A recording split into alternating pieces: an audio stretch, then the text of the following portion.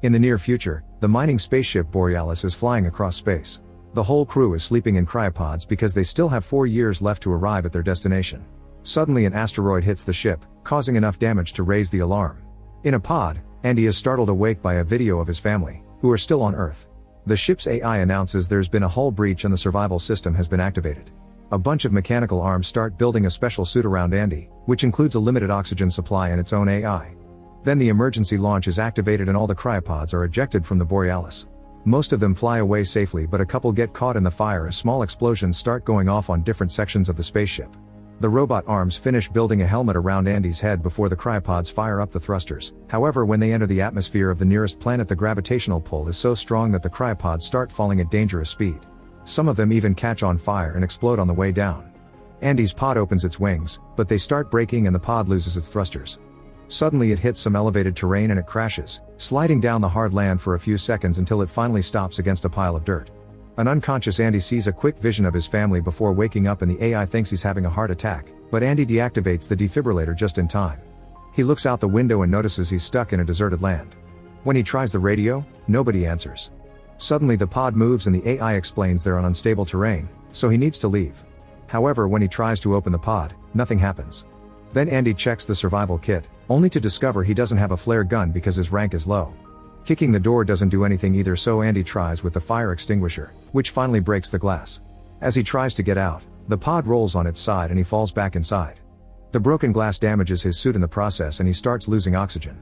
Thankfully he has a repair spray that quickly closes the tear. At that moment the engine short circuits and starts a small fire behind the seat. Andy hurries to grab his son's toy and moves some dirt to finally get out of the pod, which is now under heavy smoke. He looks around and notices the Borealis on fire falling from the sky until it crashes on the planet, causing a huge explosion. The resulting shockwave hits Andy and makes him fall.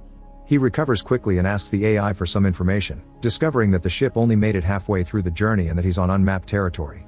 There's a light in the distance, so Andy starts making his way there while trying to contact others on the radio. After walking for a while, he finds half of the Borealis on fire in a pod nearby.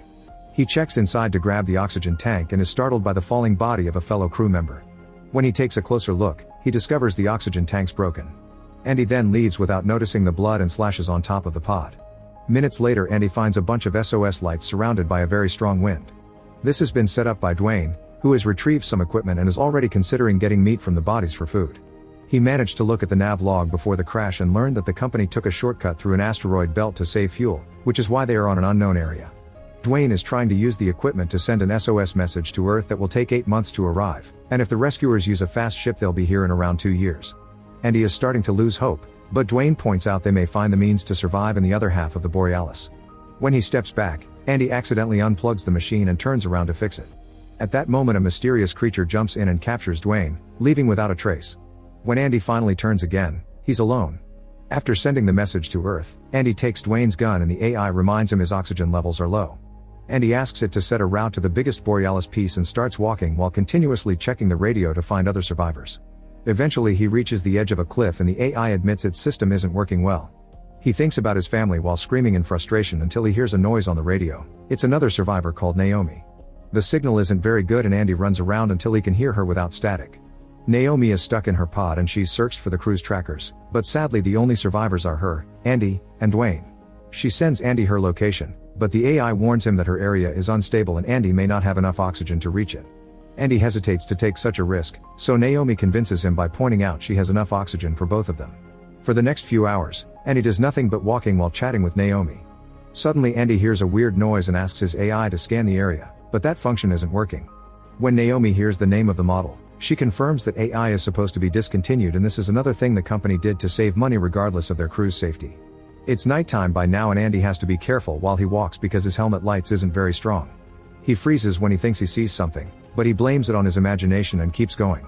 Seconds later, he notices rocks rolling near his feet and gets nervous because there are more noises, not seeing a shadow watching him from above. At that moment he finds strange holes in the ground and follows them until he finds a bigger hole covered in cobweb, which makes him realize the little holes are paw prints.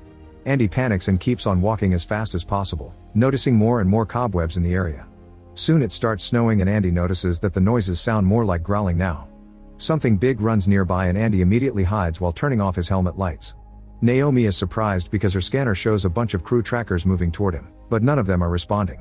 Andy makes the AI link to those trackers and the signals appear around him at the same time. Naomi says they're right in front of him, but he can't see anything.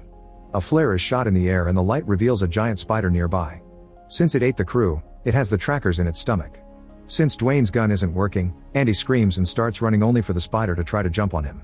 He ends up falling into a crack in the ground, and when he looks up, the creature is trying to reach inside. A terrified Andy continues to run while the spider follows him from above and occasionally reaches in to slash him. Thankfully Andy dodges all the attacks, however he's distracted by the monster and ends up falling from the edge of a cliff. Rolling down at such a speed is quite painful, but at least the snow cushions his landing. The spider roars at him from above yet doesn't come down. Andy keeps on freaking out after such an experience, and Naomi interrupts him to point out his oxygen levels are dropping. It turns out the fall has made another tear on his suit, so Andy hurries to seal it with the spray. He manages to close it off by using all the spray he has left. At that moment Dwayne's voice appears in the radio asking for help because he's fighting off a bunch of spiders. Naomi thinks Andy should help him, but Andy doesn't want to fight monsters and his scanner isn't even working well. However, he changes his mind when Naomi points out Dwayne will have oxygen. As Andy runs among the crashed pods, he sees the flares being shot by Dwayne and follows them to finally find him.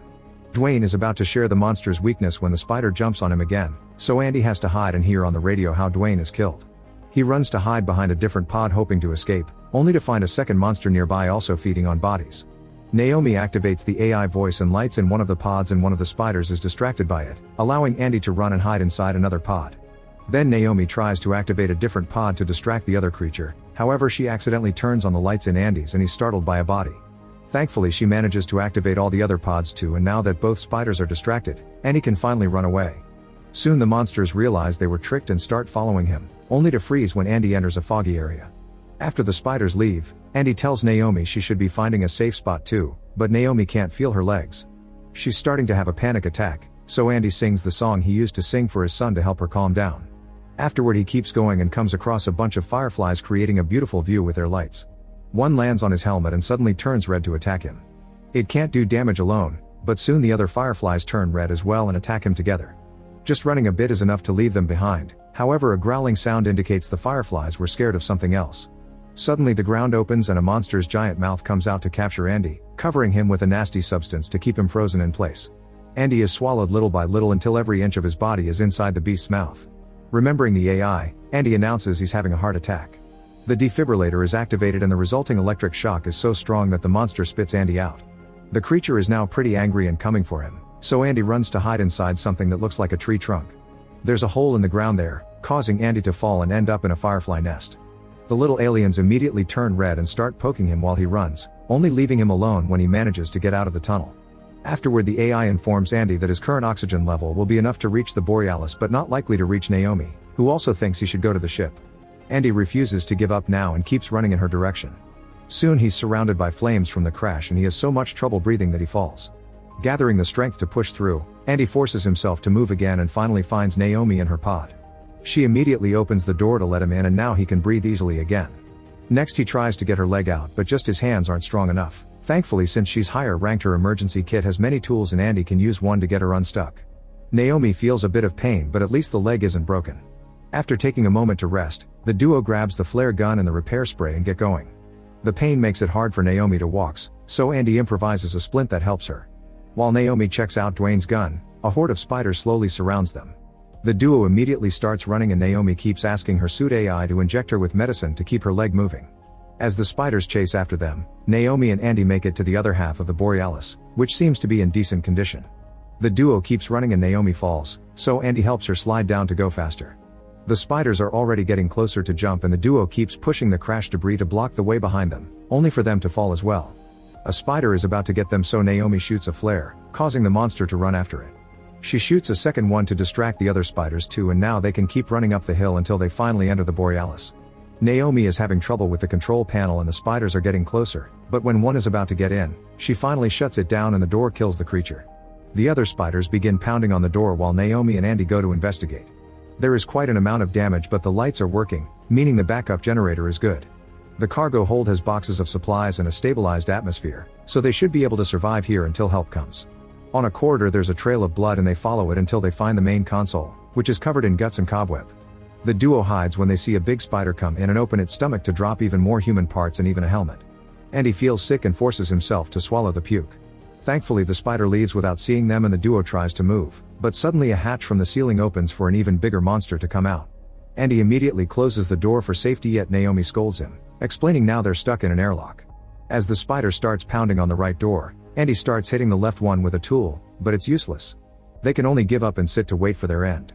Andy plays a video of his family while telling Naomi that they died during a car crash, and now he deals with survivor guilt because he'd been driving. Naomi scolds him again and reminds him she's alive, thanks to him. Naomi and Andy hug thinking they're about to die, but at that moment Naomi finds an orb full of fireflies stuck on Andy's suit. When the spider finally breaks in, they throw the orb at it and the fireflies immediately attack the creature, making it back off. The duo presses a button on the main panel to open the other door and quickly run toward the cargo bay, only to stop when they discover they're on an elevated platform. The spider manages to get the fireflies off its body and comes after the humans, who can't close the door. They jump off the platform to dodge the attack and the spider lands on the cargo bay at the same time they do. It recovers very quickly and comes after them again, so Andy throws his spray right into its mouth. The monster bites it and the spray explodes on its face, giving the duo the chance to run. Afterward the spider runs on the ceiling to reach the humans faster and jumps to land right behind them. They both fall, but Naomi gets up quickly and runs to make the monster chase her, saying Andy must figure out a way to kill it. Noticing there still are pods in the cargo bay, Andy asks his AI to find a working one, which is on the very top. Andy climbs to the last line of pods as fast as possible and reaches the top platform at the same time Naomi is struck by the spider. Then Andy turns off the lights, giving Naomi the chance to climb inside a box without being seen.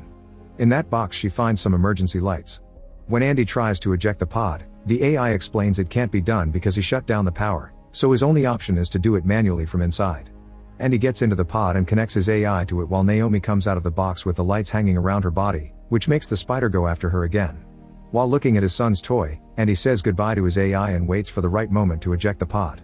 A memory of the car crash goes through Andy's mind before the pod crashes on top of the monster, finally killing it. Naomi runs to Andy's body, crying because she thinks he's dead.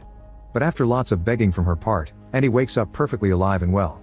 The duo then goes to the window and looks at the beautiful sunrise while holding hands. Make sure to subscribe and turn on notifications so you can watch more videos like this. Thanks for watching.